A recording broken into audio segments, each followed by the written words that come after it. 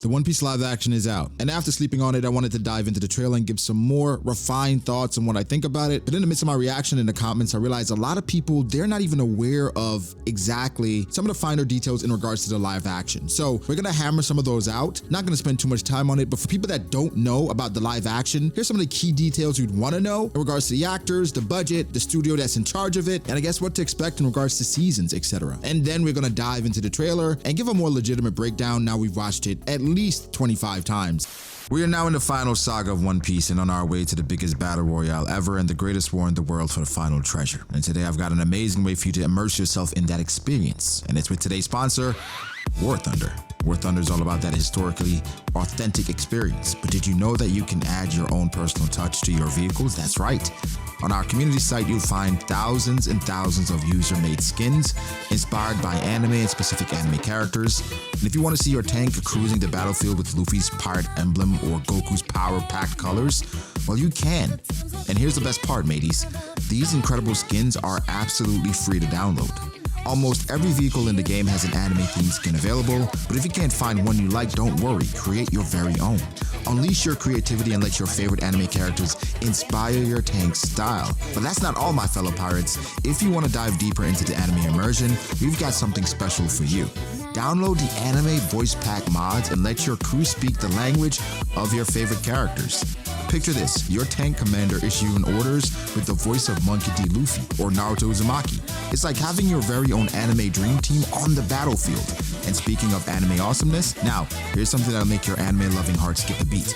Especially for you die-hard fans, we've added 3D Dakimakuras to War Thunder. These limited edition treasures can be placed anywhere on your tanks and can only be obtained through the link in the description. Imagine the envy of your foes as they see your tank adorned with the ultimate waifu power. It's time to turn heads on the battlefield, my friends. And hey, if you're new to the game and looking for a head start, we've got your back. By using the link below, new players will receive 7 days of premium account, 100,000 silver lions, and a booster to accelerate your progress. So set sail with me and embrace your inner anime pirate in War Thunder. Until next time. First, let's start with the info. Who's the studio in charge of it? Well, the studio in charge of it is Tomorrow Studios. And Tomorrow Studios, they're producing it, and they're the same studio that produced Cowboy Bebop, the now canceled Cowboy Bebop. The thing is, Tomorrow Studios, they're actually a pretty credible studio. The people that are in charge of this company are pretty credible people. People that's worked on 30 Rock, won Emmys for Mad Men, worked on things with the NFL, shows like Prison Break. The live action is a different beast. But now, who's the showrunner? The showrunner is Steven Maeda, and he's known for Lost, Daybreak, and even CSI Miami. Writers include my guy Matt Owens, Diego Gutierrez, Ian Stokes. These people have worked on shows like Luke Cage, Agents of S.H.I.E.L.D. So again, more very credible people. What's the budget for this show? It's rumored to be 150 million with 9 to 10 million per episode. I mean, we saw the CGI that's being included. I know I have my thoughts on the CGI. An entire ship was built just for a specific episode. Where's the filming taking place? Filming is taking place in Cape Town Film Studios in South Africa. Then with a quick Google search, you can see just some of the amazing pirate ships that they've made for the show so far. There are tons of actors already casted, but for the people that you need to know right now, Luffy's being played by Inaki Godoy, Zoro's being played by Makenyu, Sanji's being played by Taz Skylar, Nami's being played by Emily Rudd, and Usopp's being played by Jacob Gibson. A lot of amazing casting has already been done for Shanks, Mihawk, Garp, Zeph, and so far, just based off of looks and aesthetic, I think they've done an amazing job. Now, how many episodes of season 1 will there be? Steven Maeda confirmed there are 10 scripts, which means there will be 10 episodes more than likely. Now, quickly on the budget again, because people are comparing it to other live actions or other shows. Yes, 10 million per episode seems like a lot, and the entire budget seems to be in the range of 150 million, again rumored, and people are saying this supersedes even Game of Thrones, but these are completely different shows, and they're trying to do completely different things. Game of Thrones, for the most part, can stay grounded, especially in the earlier seasons. Of course, there are dragons and supernatural things, but in One Piece, it cannot really remain that way. Luffy is a rubber man. Zoro uses 3 swords. There are things that you have to nail that, quite frankly, Game of Thrones didn't have to worry about. And I think with a budget that large, they have a good chance of coming pretty close. Now, the expectation is for the final episode to get all the way up to Reverse Mountain, and hopefully we get a season 2 where we then traverse past that. But pretty much, that's everything you need to know in regards to the live action. Any other ancillary details, you can Google yourself. Right now, we're gonna get into the trailer. I think some of my thoughts have shifted because now I've calmed down. So let's get to it. Now, the The main thing for the trailer, there are a lot of opening shots that are absolutely beautiful. The ships and all of the props that were created specifically for this, they look amazing. I've seen people complain about how bright the show is and how they'd like for it to be more grunge, more like Pirates of the Caribbean. But I think for One Piece, the tone is always important to capture, considering we want to know when it goes dark. And One Piece can go dark. It does go dark, but Luffy is bright. Luffy is the sun. God. And giving the show this bright, optimistic perspective, I kind of like it, because then when you go dark, you feel it a bit more, like we see in the One Piece manga, and for the most part, the One Piece anime. People were talking about the shot with the Going Merry. People saying, why is the Going Merry's mouth open? Again, the One Piece live action is trying to be its own thing. It is not necessarily trying to be the One Piece anime. It is a change that some fans are angered by. Doesn't bother me as much. The ship looks good enough. That's probably a question I'd want to ask. What was the thinking going into having Merry's mouth open as opposed to closed? I'm just speculating here, but I wouldn't be surprised if this plays into the show in some way, where someone gets stuck into Merry's mouth or some way in which it's relevant. But it could just be a director's choice. Again, the shots of the environment, it is beautiful. Again, One Piece is known for its world building, so it being filmed in South Africa, I think it's absolutely perfect, right? Now, the first shot we're going to dive into is Zoro and Luffy in the iconic scene where Zoro asks Luffy, or rather Luffy asks Zoro to join his crew. This is going to be about feel and whether or not you like the actors and how they're portraying some of your favorite characters. So far, Luffy has not grown on me as much. I'm sold on Zoro, especially this form or idea of Zoro that they're portraying in the story. We'll get to that a bit later when we're talking about the characters, but for right now, we're talking about the setting. In this moment, it looks fine. It looks like the courtyard that we remember. Again, for live action, it's a lot more easy to criticize because it's real life. In an anime, you're not even worried about the background a lot, especially in a situation like this. But in this case, what you're going to do is compare them. So far, it's fine, nothing spectacular. They did do a great job of trying to capture the essence of what the anime and the manga is trying to portray in this moment. We have to wait and see. This is just a clip, but so far, so good. Next is a sequence of Zoro seemingly fighting Mr. Seven. For a lot of people that aren't diehards, you don't know who Mr. Seven is. He's somebody from Baroque Works that Zoro apparently killed before we were introduced to him. And so this is a cool callback for One Piece diehards. And just evaluating this action sequence, after seeing this, I said Zoro is going to be the best part of this show. And some people do think Zoro is the best part of the manga, which is crazy. I like the sequence so far. And Makenyu, he's a well-renowned actor in regards to martial arts. Makenyu, if you didn't know, was in the Rurouni Kenshin live action as Yukishiro Enishi, and he did his own stunts apparently. So this guy knows his stuff. And in this action sequence, you can kind of tell that. There was a bit of discussion about Nami and her hair, saying that this actor, Emily Rudd, they've seen her natural hair before, and they could just color her hair and then she could be fine. They're asking, why do they have her wearing a wig? Now, I think the wig here looks decent. I think it looks fine. It doesn't look bad, but some fans were complaining about this. To me, it looks fine. We'll see how it evolves over time. So far, so good. Now, this is a topic of discussion, good and bad. Mostly good. The CGI Sea King, which is of course showing the iconic Shanks scene. Now, for me initially, when I saw it in my first reaction, I did not like this scene. I thought it was one of the worst parts of the trailer because it stuck out to me so much, and my initial perception or my expectation of the CGI. This is high budget production. People say, are you expecting Marvel CGI? Well, it should be pretty close considering the budget of every episode. However, I want to say I was wrong. Not wrong about how I was feeling at the time, but I say wrong about how this looks in comparison to not only other live actions, but CGI and other things. The first thing we can compare this to is The Flash. And in The Flash, that is a high budget movie. And some of the CGI in that movie was absolute dog shit. This does not look like dog shit. I guess my initial reaction was to the goofy movement of the Sea King from the side view, and it felt unnatural. But this is One Piece. Nothing is really going to be natural. Now, I still have my qualms about it, but I have to absolutely backtrack on the front shot. I think the front shot looks amazing. The front shot is actually pretty damn good. And what I did, I gave myself more perspective. Went back and looked at Cowboy Bebop. I went back and even looked at Detective Pikachu and compared this to Detective Pikachu and Gyarados transforming. Charizard, how he looked. And this, I don't think this was far off. At least the front shot, which I absolutely love.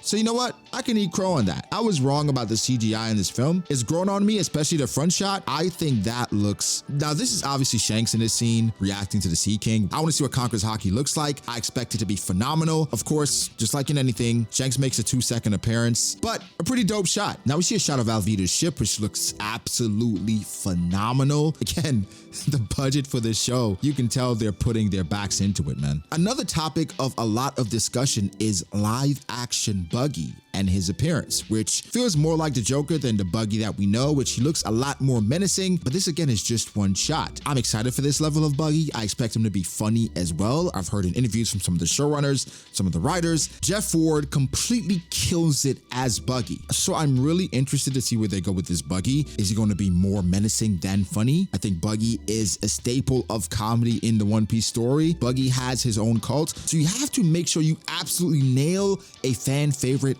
like Buggy. But I'm really excited for this Buggy iteration. So far, again, so good. Now, one of the areas of contention in this trailer was Sanji saving Luffy. There was some discussion whether or not this is Kid Luffy. Some people were saying that's Shanks saving Luffy. I mean, that's clearly Taz Skylar. We know sometimes in trailers, they show things that's not included in the film. This to me just looked like Sanji saving Luffy in Arlong Park. I mean, he does look like a Kid Luffy, but Inaki Ghidorah is not a large guy. It could just be him and the perspective makes him look smaller. But this is what it reminds me of. I do not think this is Shanks whatsoever. They clearly hit his face for a reason. They're saving that moment. How they positioned this shot with the music, it gave me the heart of One Piece, what it means, the story of friends coming together and how they fight for Luffy and how they do whatever it takes to achieve Luffy's dream and how their dream is important as well. The next shot is Luffy punching a Marine. I didn't absolutely love this because of just how goofy it looks, but again, this is One Piece. But Luffy, even in the midst of looking goofy, he is an absolute martial arts genius. This is just a goofy shot to me. Much ado about nothing in the grand scheme of things. The thing is, you have to make Luffy look cool. Even as goofy as he is, Luffy absolutely makes something like Gear Second looks cool. Luffy made a pistol look cool. Inaki Ghidorah, he has to absolutely nail Luffy's punches, some of Luffy's mannerisms. Of course, it's not a one-to-one comparison, not a big deal. Zoro. We see a shot of him with the sword in his mouth. That's something people were talking about, whether or not we're going to have Zoro actually putting a sword in his mouth. I'm sure McKenna was happy when filming Rap because he was tired of having a sword in his mouth. I'm sure there are probably very limited scenes where he actually did have this because Zoro only used three sword style when the fights get serious and it's not really something he pulls out right away. So there are probably very limited scenes where he's actually doing this. So it's probably exaggerating it. Now we don't see him attack with it. We see a shot of it and doesn't look terrible. Now again, there's a shot with Nami and people again are complaining about the wig that she has, saying that it doesn't look natural, it looks cheap. She's mid-fight here. I think that's when we start to nitpick, but One Piece fans, as much as they want to deny it, they are elitist and they look at their series as better than everything else. And so they would like the live action to be in comparison to Marvel, in comparison to movies, and we'll see. So far, I mean, I think it looks fine. It doesn't look the best. It's just a quick clip. Now, there was a rumor going around, I have not confirmed this, that this live action, like a lot of these shots were early in filming and the actual show is going to look better than this. I haven't seen anything saying that. I haven't talked to anyone saying that this is the case. So what we have to do is go off of what we have. That's all we can do. Again, we see Usopp, he has a slingshot. Again, Jacob Gibson, I expect him to do a great job portraying Usopp. I think he was probably the perfect cast next to McKenna for Zoro. Emily Rudd as well. They did a great job of casting, in my opinion. Next, there's a shot of Sanji at Baratier, kicking who looks like full body. Just a quick shot, nothing major. Then there's a shot of Luffy and then the entire crew up to that point on the barrel, which probably is the last episode, I expect. Some people pointed out how Sanji's foot is the only one that's straight, where Taz Skylar is 100% already in form and in character, and I thought that looked good. But the main area of contention in this live action was Luffy and that final shot, but something that people aren't talking about is Kobe was actually in this trailer as well. We see him in this shot. I don't know, this version of Kobe is what we expect. Kobe does not get a glow up until later, much later in the show, so we'll have to see exactly how far it goes. The main thing people had issues with Luffy's obviously saying gum gum, how he said it, and the stretchiness and how it actually looked. There hasn't really been a lot of good stretching in any medium. I'm talking about movies, TV shows.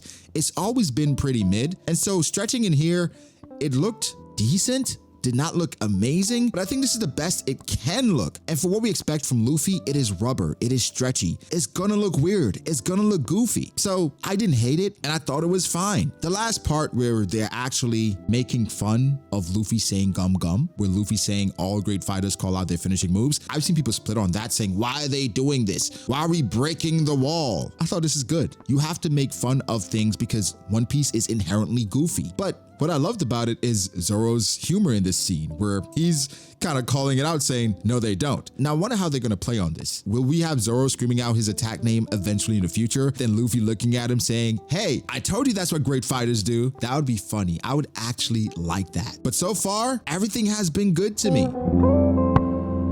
As I I mentioned before in my first reaction, I love how they're shifting the characters as opposed to stuffing these characters into a box because that's what the anime portray them as. No, you cannot do that because it's going to come off as forced. And as an anime, it's very hard to capture the essence of it. So you have to somewhat create your own lane. And I think they've done that with some of these characters in the interactions. Zoro is very gritty, very serious, and sometimes dry in the anime. But Zoro does not have dry humor. That's not how Zoro jokes in the anime. Zoro's jokes comes from the contrast, him being so serious, then something goofy happening, then him reacting to it, right? Or something goofy happening to him because he's so serious all the time. In this show, McKenny seems to be a chill, laid-back kind of guy, and they're using his humor, his personality to somewhat sell Zoro as that more stoic, more edgy character, which somewhat translates better in live action. Emily Rudd is probably the closest to her character because she seems to be a bit more serious. She's going to be the person that's sometimes reprimanding the crew, and so that's pretty good. Inaki Godoy, he has the energy for Luffy. Sometimes he comes across on screen as super cringe, but Luffy in real life would come across the same way. So I think they did absolute great casting with Inaki. He just has to sell Luffy as being goofy, but also being cool as well. Luffy is goofy, horny at times, if you want to use that. I don't like that word, but for the most part, Luffy is